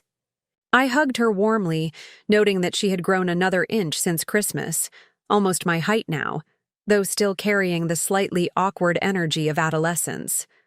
"I'm glad you approve," I said, smiling at her obvious delight. "Would you like the tour before or after our talk?" "Both," she declared, then paused, her expression shifting to something more serious. "Mom said you have something important to tell me." Is it about your heart? Are you okay? The immediate leap to health concerns was touching in its genuine care. I'm fine, sweetheart. The doctors are very pleased with my recovery. This is about something else entirely. Something positive that affects your future. Relief visibly washed over her. Good, because I was really worried. Dad said it's about money. But he got all weird and formal when I asked questions. It is partly about money, I acknowledged. But more importantly, it's about who I am and who you are. About family legacies that go beyond financial considerations. Madison's perceptiveness, always remarkable, manifested in her next question. Does this have something to do with why Mom and Dad are fighting? They think I can't hear them, but the walls aren't that thick. I gestured toward the sofa, indicating we should sit for this conversation. Yes, though the disagreements you're hearing are reactions to information that surprised them. I hope sharing that same information with you directly will help you understand the situation more clearly. As we settled into the comfortable seating, I began the process of introducing my granddaughter to the grandmother she had never fully known. The successful businesswoman, the rare book expert, the financially independent woman who had built security and success through expertise and disciplined investment rather than inheritance or marriage. I watched her expression shift from surprise to fascination as I explained my career path, the growth of my business, and most significantly, the educational trust I had established to secure her academic future. Throughout, she listened with remarkable attentiveness, asking insightful questions that revealed both her intelligence and her distinctly different generational perspective. So all this time when Mom and Dad talked about helping you with money and stuff, you were actually super rich? She summarized with teenage directness. That's kind of amazing, Grandma, like a secret identity. I laughed at her characterization. Not quite a superhero scenario, but yes, I maintained privacy about my financial situation for various reasons, some practical, some perhaps less defensible in retrospect. Is that why Mom's upset? Because you didn't tell her? Partly, I acknowledged. Finding out your parent isn't who you thought they were, even when the truth is positive, can be disorienting and hurtful. Madison considered this thoughtfully. I get that, but also, it's your money and your life. Don't you get to decide who knows what about it? The question reflected a generational shift in attitudes about privacy and autonomy that distinguished Madison's perspective from her mother's. That's a complex ethical question, I replied. Privacy is indeed important, but so are honesty and transparency in close relationships. The challenge comes in finding the right balance. Well, I think it's cool, she declared with the confident simplicity of youth. My grandma is a secret millionaire rare book dealer with a penthouse overlooking Central Park. That's way better than just being a retired professor. Her enthusiasm, while heartwarming, prompted a necessary clarification. I hope you understand that my value as your grandmother has nothing to do with my financial status or professional achievements. Those things are part of my identity, but not the measure of my worth to you or anyone else. Madison's expression softened. I know that, Grandma. I've always thought you were cool, even when I thought you were just regular retired. Remember when you helped me with that Shakespeare project last year? None of my friends' grandparents could explain the historical context of Macbeth like you did. This simple affirmation that she had valued me for who I was rather than what I possessed or achieved touched me deeply. In Madison's acceptance, I glimpsed the possibility of what healthy family relationships might look like moving forward. Appreciation for my complete identity without overemphasis on either financial status or age-related limitations. Now, I said, shifting to the most significant part of our conversation, about your educational trust. I've established a fund that will cover your college expenses and graduate education, should you choose to pursue it. The money will be available when you turn 18, with provisions to ensure it's used specifically for educational purposes. Her eyes widened. Are you serious? Any college? Even the really expensive ones? Any accredited institution, I confirmed. Though I hope you'll choose based on the program that best suits your interests and goals, rather than simply cost. Madison processed this information with visible emotion. Does this mean Mom and Dad can stop worrying about my college fund? Dad's been taking extra clients, and Mom mentioned possibly selling their vacation timeshare. The question revealed her awareness of her parents' financial considerations, something they had likely believed they were shielding her from. Their concern about your education reflects their love and responsibility as parents, I said carefully. The trust doesn't diminish that, but yes, it should alleviate their financial pressure significantly. This is huge, Grandma. She hesitated, then added with surprising insight. I think I understand better why Mom might be upset now. It's not just about the money. It's about all those years they worried when they didn't have to. Her perceptiveness continued to impress me. That's a very mature observation, Madison. And yes, that's part of the complexity we're all navigating now. Can I see your book collection? Mom mentioned you have rare books here now. The request offered a perfect transition to sharing the professional aspect of my identity. Absolutely. In fact, I've selected a few items I thought might interest you particularly.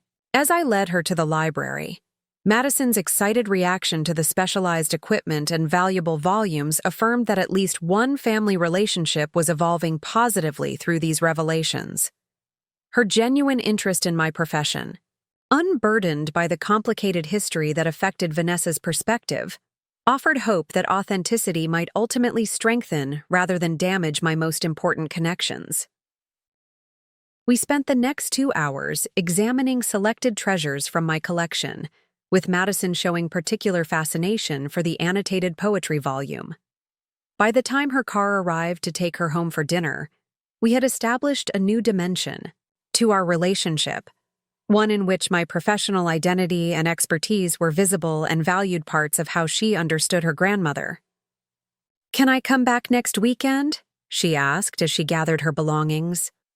"I want to hear more about how you found that Shakespeare folio you mentioned. And maybe we could have lunch at that cafe in the park you can see from your windows?" I love that," I replied, touched by her enthusiasm. "Text me after you've checked with your parents." After Madison departed, I found myself reflecting on the stark contrast between my conversations with daughter and granddaughter.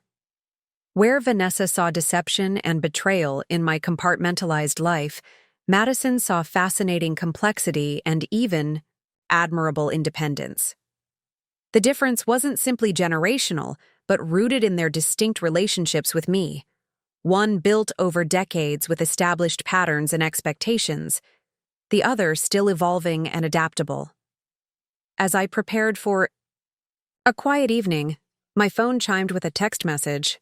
I expected Madison confirming her safe return home, but instead found a brief message from Vanessa. "Madison can't stop talking about your books and the educational trust. Thank you for handling it sensitively. We should talk again soon." The message, though far from full reconciliation, represented a small but significant step toward rebuilding trust and understanding. The path ahead would undoubtedly contain further difficult conversations and adjustments.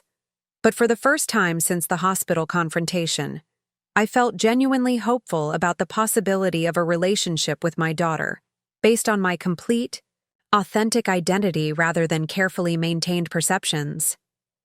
The journey of integration, of bringing together the personal and professional aspects of myself that had been separated for so long, was just beginning.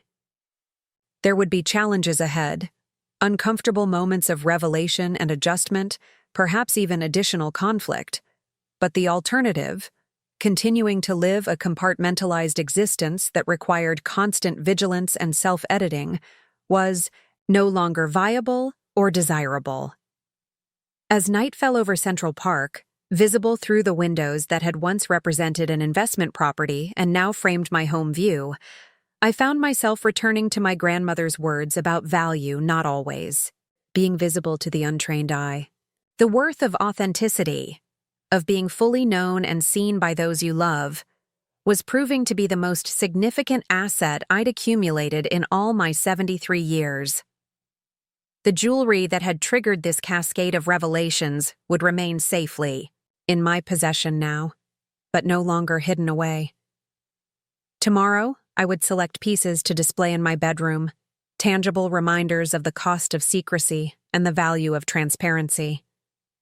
The pearl earrings promised to Madison would still be hers on her 21st birthday, but with a fuller understanding of their grandmother's journey and the legacy they represented. My new life was just beginning. Integrated, authentic, and ultimately richer than all the careful compartmentalization had allowed. Whatever challenges lay ahead in reconciling with Vanessa and navigating my newly visible identity, the foundation had been laid for relationships based on truth rather than comfortable misperceptions. And that, I reflected as I prepared for bed, in my new home, was worth more than any rare book or investment property in my substantial portfolio. 2 weeks after moving into the penthouse, I stood before the full-length mirror in my bedroom, making final adjustments to my appearance. The Sao emerald silk blouse complemented the silver of my hair, and the simple black trousers were both elegant and comfortable. Around my neck hung my grandmother's sapphire pendant, the piece that had started this journey of revelation when Vanessa attempted to sell its matching brooch. Tonight would be the first time both worlds of my life occupied the same space, as I hosted a dinner bringing together my family and select professional colleagues. It represented not just a social gathering, but a symbolic integration of the compartmentalized identities I had maintained for decades.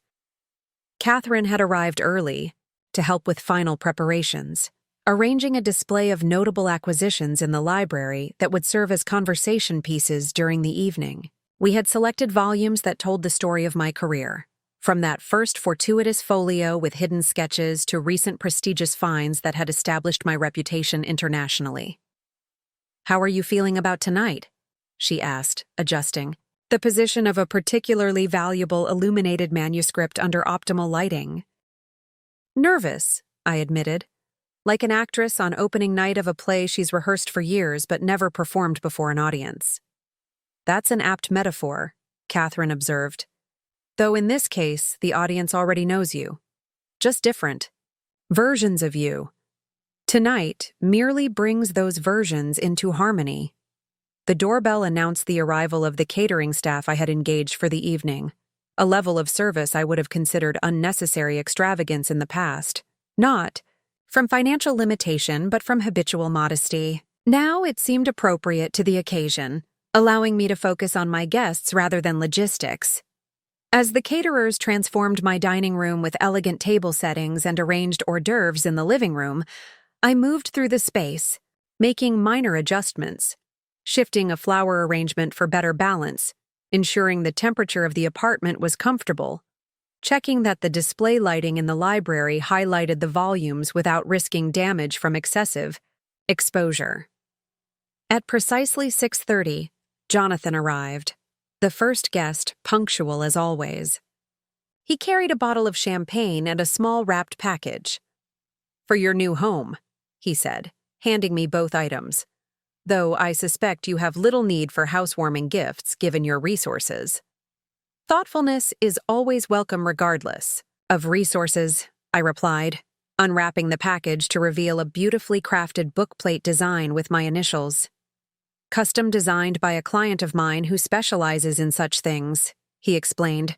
"For your most treasured volumes." The gesture was perfect, acknowledging both my professional passion and my recent integration of personal and professional spaces. "Thank you, Jonathan. It's exactly right for this new chapter." As we moved into the living room with glasses of sparkling water, alcohol still being restricted during my cardiac recovery, he asked, "How are you feeling about having Richard and Vanessa here tonight? Any concerns about potential tension?" The question was reasonable, given the complex emotional territory we had navigated since the hospital confrontation. "Some," I acknowledged. "Our conversations have been civil but guarded. Tonight will be the first extended interaction in this new reality." And the professional colleagues you've invited, are they aware of the family situation?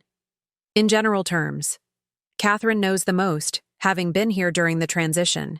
The others understand only that I've recently changed my living arrangements and am integrating my business operations with my personal space. Jonathan nodded approval of this measured approach. Balance is wise. Too much personal disclosure, in professional contexts, can complicate business relationships unnecessarily. His observation highlighted an irony, that even as I moved toward greater transparency with family, I was learning new forms of appropriate compartmentalization with business associates. The complete dissolution of boundaries wasn't the goal. Rather, I was seeking healthier, more conscious choices about what to share in different contexts. The doorbell rang again, announcing the arrival of Marcus and Eleanor Pemberton, long-standing clients whose collection of 19th century literature I had helped build over 15 years. Our relationship had evolved from purely transactional to genuine friendship, though they had never before been invited into my personal space. "Margaret, this is spectacular," Eleanor exclaimed, embracing me warmly after taking in the penthouse with its park views. Though I must say, I'm still processing the revelation that our distinguished rare book dealer has been hiding such a lovely home all these years. Not hiding, I corrected gently. Simply maintaining separate spheres that have recently merged. Marcus, ever the direct businessman, asked, "Does this integration of home and business signal retirement plans we should be aware of?" "We still have several significant acquisitions planned for the collection." "Not at all," I assured him. "If anything, this arrangement allows for more efficient operations. Catherine will be taking on more of the travel aspects, but I remain fully engaged in authentication, acquisition strategies, and client relationships." Their evident relief confirmed the importance of clear communication during this transition. My clients needed reassurance that changes in my living arrangements wouldn't disrupt the professional services they valued. Over the next 30 minutes, the remaining professional guests arrived. Dr. Howard Steinman from the Morgan Library, whose institutional acquisitions often intersected with my private client offerings. Sophia Chen, a brilliant young appraiser whose technological innovations were revolutionizing authentication processes. And Jeffrey Palmer, whose academic expertise in 18th century publishing made him an invaluable consultant on complex projects. As this group of colleagues engaged in animated conversation about recent market developments, I found myself observing them with new awareness. In the past, I had presented a carefully curated professional persona to these individuals, knowledgeable and confident about business matters but deliberately vague about personal circumstances. Now, hosting them in my home, I was consciously allowing them glimpses of my complete identity without feeling the need to maintain rigid separation. At 7:15, the elevator doors opened to reveal Madison, who bounded into the apartment with typical teenage enthusiasm. Behind her, Vanessa and Richard followed with more measured steps, their expressions suggesting carefully maintained composure. "Grandma, the doorman remembered me from last week," Madison exclaimed, giving me a quick hug before noticing the assembled guests. Her exuberance dimmed slightly as she assessed the unfamiliar adults, her social awareness engaging visibly. "Madison, I'd like you to meet some of my colleagues and clients," I said, guiding her toward the group. The introductions proceeded smoothly, with Madison demonstrating surprising poise in her interactions with these accomplished professionals. Richard, meanwhile, had moved toward the windows, ostensibly admiring the view, but clearly using the moment to collect himself in unfamiliar territory. Vanessa remained near the entryway, her gaze traveling deliberately around the space, noting the elegant furnishings, the artwork, the subtle signs of wealth that she was still reconciling with her long-held perception of her mother. I approached them, conscious of the delicate balance required. "I'm glad you could come," I said, meaning it despite the evident tension. "There are some people I'd like you to meet." Leading them toward Catherine first, the colleague most familiar with our family situation. I made introductions that acknowledged both professional and personal contexts. Catherine Winters, my associate and friend. Catherine, my daughter Vanessa, and her husband Richard. Catherine's warm handshake and genuine welcome helped ease the initial awkwardness. "Margaret speaks of you often," she told Vanessa. "It's a pleasure to finally meet you." This simple statement, acknowledging that I had indeed shared aspects of my family life with at least some professional contacts, seemed to surprise Vanessa slightly. Perhaps she had assumed my compartmentalization had been completely symmetrical, with neither world knowing about the other. Richard, ever the business professional, quickly found common ground discussing investment strategies with Marcus Pemberton. Their conversation soon expanded to include Jonathan, creating a comfortable pocket of interaction that allowed Richard to establish his own place in this unfamiliar social context. Vanessa proved harder to integrate, maintaining polite but minimal engagement as she circled the apartment, pausing to examine photographs and art pieces with careful attention. I recognized her behavior as information gathering, attempting to construct a more complete understanding of the mother she was still, in many ways, meeting for the first time. When she reached a small silver-framed photograph on my desk, one showing her at about Madison's age, receiving an academic award with me standing proudly beside her. She paused longer, her expression softening momentarily before she noticed me watching and resumed her composed demeanor. As the caterers announced, dinner was ready to be served, we moved toward the dining room. I had arranged the seating carefully, placing Madison between Catherine and Dr. Steinman, whose expertise in rare books I knew would fascinate her, Richard between Eleanor Pemberton and Sophia Chen, and Vanessa beside me at the opposite end of the table from Jonathan, who would serve as host at the other end. Once everyone was settled, I remained standing for a moment, crystal water glass in hand. The assembled group quieted, attention focusing on me with a mixture of curiosity and anticipation. "Thank you all for joining me this evening," I began, surveying the faces of people who represented the various aspects of my life now gathered in one space. This dinner marks a significant transition for me, the integration of professional and personal worlds that I've kept separate for many years. I paused, carefully considering my next words. Some of you have known me primarily as a rare book dealer and expert appraiser. Others have known me as mother, mother-in-law, grandmother. Tonight represents the first time these different facets of my identity occupy the same space, a new chapter that feels both challenging and right. Raising my glass slightly, I concluded, "To new beginnings built on more complete understanding, and to the people who make that understanding worthwhile." The toast was met with warm murmurs and raised glasses. As I took my seat, I caught Vanessa's gaze, thoughtful, still guarded, but perhaps less distant than before.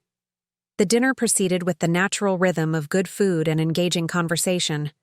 I observed with quiet satisfaction as Madison drew Dr. Steinman into an animated discussion about conservation techniques for fragile manuscripts, demonstrating knowledge clearly gained from her recent explorations of my library. Richard, initially reserved, gradually relaxed as he discovered shared interests with several of my colleagues. Even Vanessa began to engage more fully, particularly with Catherine, whose forthright manner seemed to bypass some of her defenses. During a natural lull in the conversation, Jeffrey Palmer directed a question to me that inadvertently opened an important door. "Margaret, I've always wondered, how did you first become interested in rare books? Was it an academic pursuit initially, or more of a collector's passion?" Before I could respond, Madison interjected with surprised enthusiasm. "You don't know Grandma's origin story?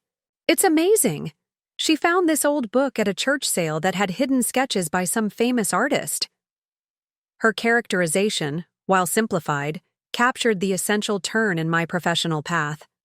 More significant than her knowledge of this story, however, was the fact that she had learned it just recently, part of our newly transparent relationship. Madison's right, I acknowledged, smiling at my granddaughter's enthusiasm, though the full story is somewhat more nuanced. What followed was perhaps the most integrated moment of the evening, my sharing of the journey from academic art historian to successful rare book dealer, with both family and colleagues contributing questions and observations that built a more complete narrative than either group had previously known. Vanessa, in particular, seemed to absorb these details with keen interest. "I remember that church," she said suddenly during a description of the initial find. "Dad took me to the playground across the street while you browsed the sale tables. I must have been about 7. This small memory, connecting her childhood, experience to what had been a pivotal moment in my professional development, visibly affected her. It suggested that perhaps the compartmentalization had never been as complete as I had believed, that there had been intersections and overlaps I had failed to recognize or acknowledge. As dinner concluded and we moved back to the living room, for coffee and dessert, I noticed Vanessa drifting toward the library, where Catherine had arranged the display of significant acquisitions. I followed after a moment, finding her examining the illuminated manuscript with careful attention. "This is extraordinary," she said without looking up. "The detail in these miniature paintings. I can see why you've spent your life working with such items." "They speak to something enduring," I replied, moving to stand beside her. "Human creativity preserved across centuries, connecting us to voices and visions from the past." She nodded, then turned to face me directly. "Tonight has been educational. Seeing you with your colleagues, hearing them speak about your expertise and contributions to their collections. It's a different perspective than I've ever had before." "I'm glad you came," I said simply. "Having you here means a great deal to me." Vanessa's expression remained thoughtful as she looked back at the manuscript. "I keep thinking about all those parent-teacher conferences when I was growing up. How the other mothers would talk about their jobs or volunteer work, and you'd mention your teaching position but never this whole other career you were building." There was no accusation in her tone now, just genuine curiosity about choices that had shaped both our lives. "It started small," I explained. "A side interest that generated occasional income, not something that seemed relevant to mention alongside discussions of your school progress or activities. By the time it grew into something substantial, the pattern of separation was already established. And then it just continued? For decades?" "Habits can be powerful," I acknowledged, "especially when they seem to be serving us well enough. The compartmentalization became comfortable. Professionally, it gave me freedom from certain social expectations. Personally, it preserved relationships in their familiar patterns." "Until I tried to sell your jewelry," Vanessa observed with a hint of irony. "Until then," I agreed. Though I suspect some form of revelation would have eventually become necessary even without that catalyst. The separation was becoming increasingly difficult to maintain as I contemplated more substantial changes to my living situation. We stood in thoughtful silence for a moment, both aware that this conversation represented a significant shift from the hurt and defensiveness that had characterized our initial confrontations. "Madison loves it here," Vanessa said finally. "She talks constantly about your books, your stories, everything she's learning from you.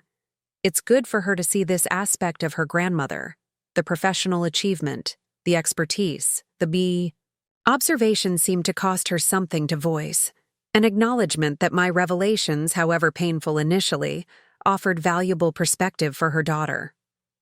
"I'd like her to spend time here regularly if that's agreeable to you and Richard," I said.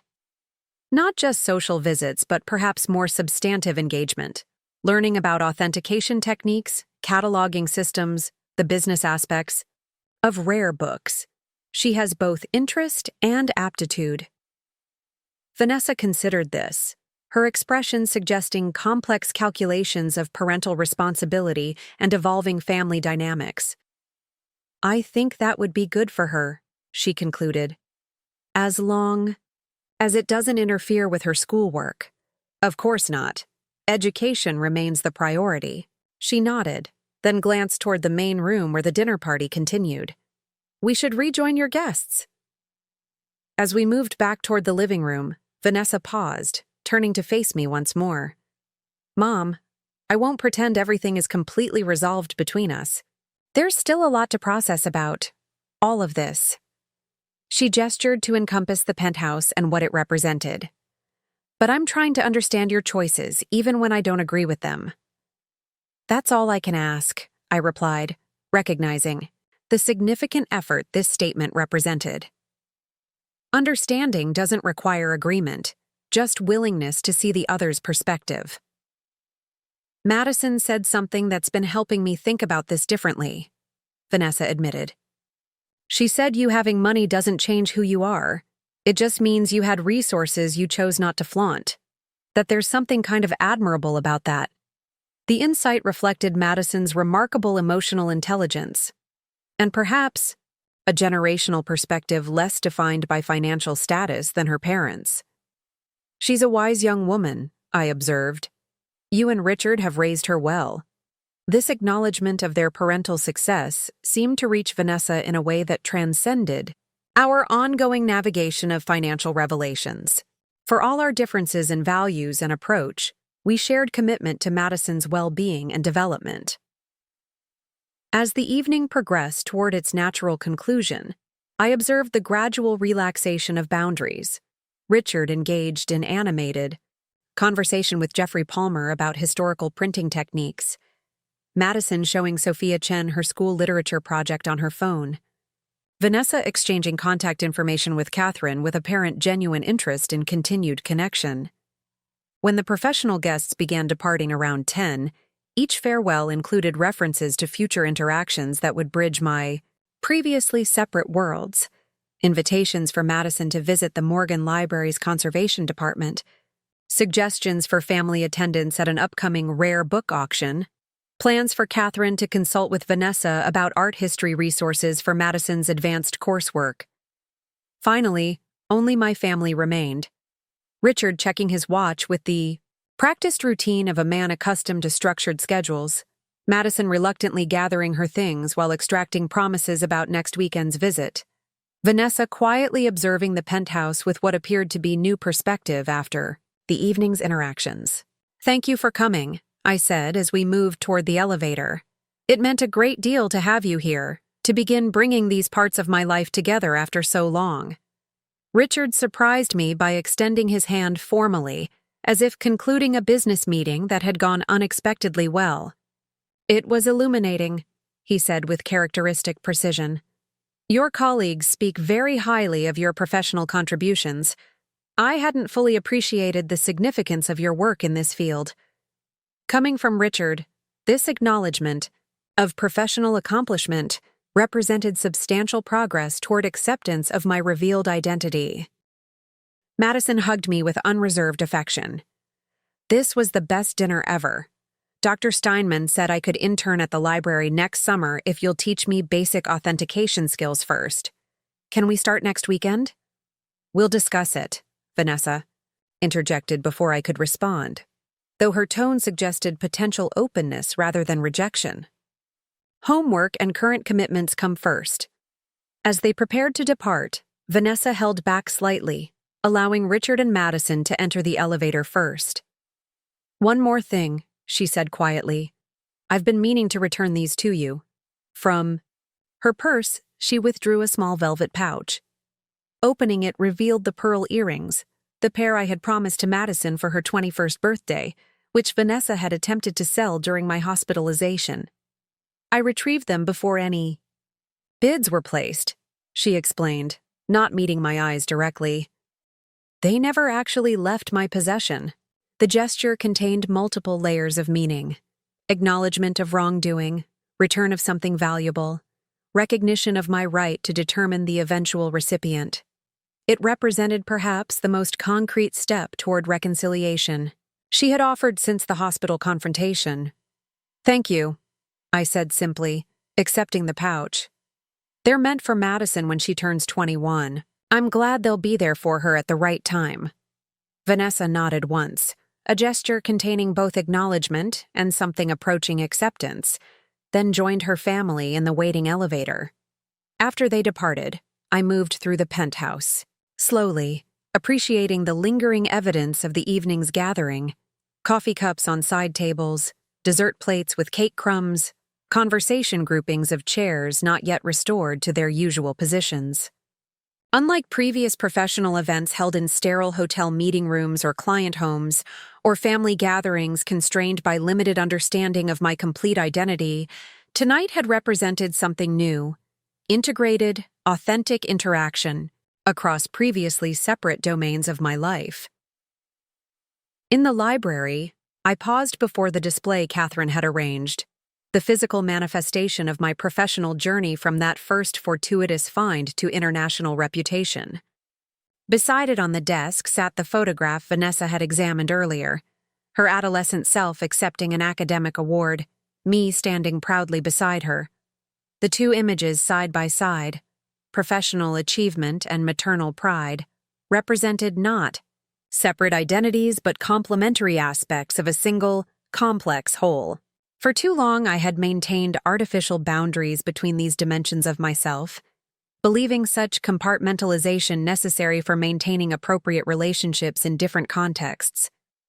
The jewelry that had catalyzed this transformation, my grandmother's sapphire and diamond pieces, now rested in the new safe concealed in my dressing room, no longer hidden from family awareness, but secured appropriately nonetheless.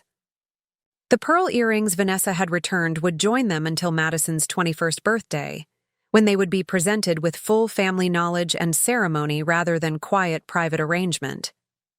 As I prepared for bed that night, I reflected on the journey that had brought me to this integrated moment. The unauthorized jewelry listings that had initially seemed a shocking betrayal had ultimately forced a necessary reckoning with patterns of secrecy and separation that had outlived their usefulness in my life. Painful as the process had been, it had created space for more authentic relationships with those most important to me. Vanessa and I had significant territory still to navigate: trust to rebuild, patterns to renegotiate, boundaries to establish, that honored autonomy without enabling deception. Richard would likely continue processing the adjustment to his mother-in-law's revealed status through the lens of financial implications and social positioning. Madison, with her generational perspective and natural adaptability, would probably integrate this new understanding of her grandmother most smoothly into her developing worldview. My professional associates, meanwhile, were adjusting to a more complete understanding of their colleague, not just the rare book expert with mysterious private life, but a woman with family connections, personal history, and integrated identity that enriched rather than undermined her professional persona.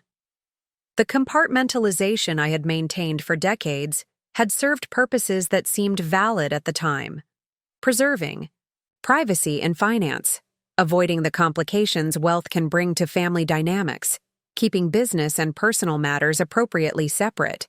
Yet it had also created distance where connection might have flourished, misunderstanding where clarity could have prevailed, and ultimately enabled the very breach of boundaries it had been intended to prevent. Now, at 73, I was embarking on a new chapter, one characterized not by rigid separation, but by thoughtful integration. The space between my various identities had narrowed, allowing for movement and authentic expression across previously separate domains of my life. As I drifted toward sleep in the penthouse that symbolized this integration, home and office, personal and professional space united under one roof, I found myself returning once more to my grandmother's words about value not always being visible to the untrained eye. The real worth in my life had never been primarily financial, despite the substantial assets I had accumulated. It resided in relationships, in meaningful work, in the capacity to live authentically among those who mattered most. The jewelry that had triggered this journey of revelation would remain safely in my possession, no longer at risk of unauthorized sale. But more importantly, The woman who owned it, the complete, integrated Margaret Sullivan with all her complexity, capability, and caring, was finally fully visible to those who had previously seen only carefully edited versions of who she truly was. That revelation, painful as its catalyst had been, represented the most valuable asset I had ever claimed. The freedom to be fully, authentically myself in all contexts of my life. At 73, I had finally learned that the most important inheritance I could leave my family wasn't financial resources, however substantial, but the example of a woman who had ultimately found the courage to live without unnecessary compartmentalization or fear of being fully known. The will I had changed that night in the hospital had redistributed material assets, but the lasting legacy would be something far more valuable, the truth of who I was, finally shared with those who deserved to know it. Up next, you've got 2 more standout stories right on your screen. If this one hit the mark, you won't want to pass these up. Just click and check them out. And don't forget to subscribe and turn on the notification bell so you don't miss any upload from us.